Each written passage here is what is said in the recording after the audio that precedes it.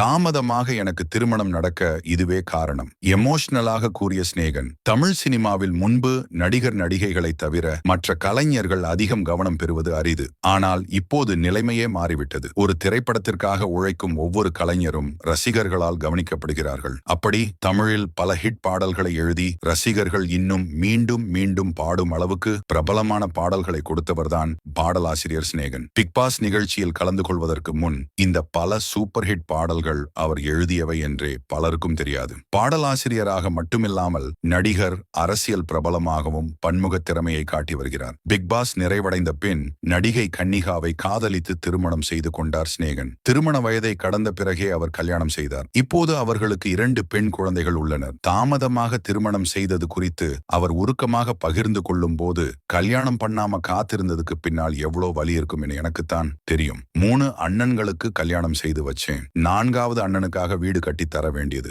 என்னோட ஆசைகள், கனவுகள் எல்லாம் பக்கத்துக்கு தள்ளி வச்சேன். காத்திருந்தது பெண் கிடைக்கலன்னு இல்ல, குடும்பத்துக்காகத்தான் என்று உணர்ச்சி வசப்பட்டு கூறியுள்ளார்.